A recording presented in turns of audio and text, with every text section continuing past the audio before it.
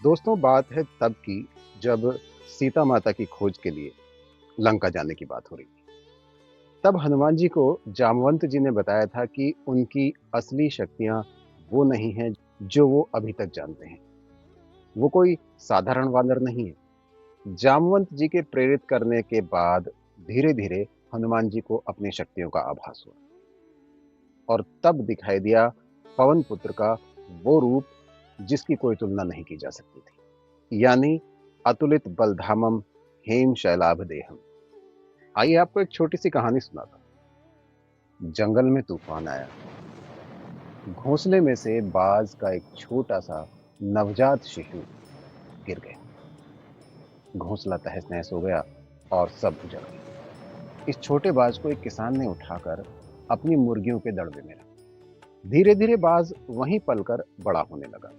उसे वहां पर एक ही बात सुनने को मिलती थी कि तू भी हम मुर्गियों की तरह ही है और कभी भी जमीन को छोड़ने की कोशिश मत करना, ज्यादा ऊंचा उड़ने की कोशिश मत करना।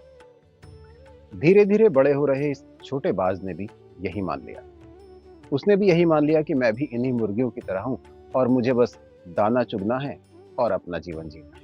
कुछ समय के बाद ये छोटा बाज एक बड़ा बाज बन चुका था। इसके पंख भी बड़े बड़े हो गए थे, लेकिन इसने यही माना हुआ था कि वो बाज नहीं, मुर्गी है। उड़ना उसके भाग्य में नहीं है। कभी कभी वो अपने पंख तो फैलाता, लेकिन उड़ने की कोशिश कभी नहीं करता। यहाँ तक कि वो आसमान की तरफ नजर उठाकर भी नहीं देखता था। एक दिन उसने ऊंचे आसमान की तरफ देख लिया। वहां उसे दिखाई दिए अपनी तरह के ही बाज। वो झुंड में उड़ रहे थे और अपने खुले जीवन का आनंद ले रहे थे। इस बाज ने यह नजारा पहली बार देखा था। उसके मन में भी इच्छा हुई कि मैं भी उड़ूं।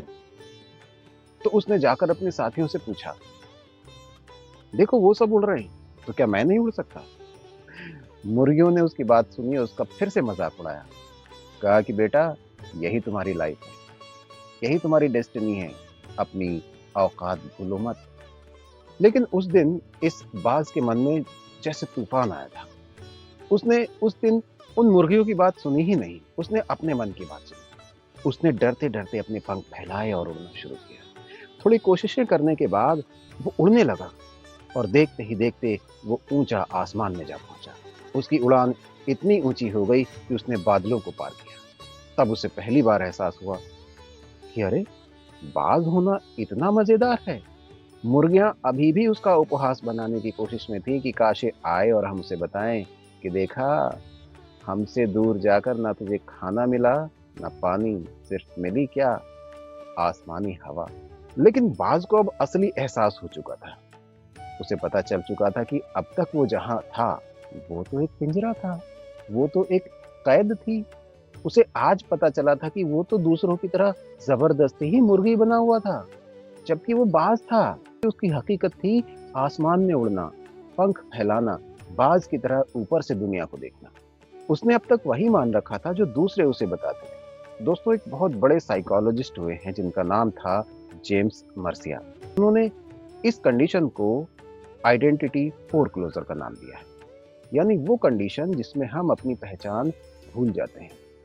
इस कंडीशन में इंसान वही अपने आप को मान लेता है जो दूसरे उसे समझाते हैं।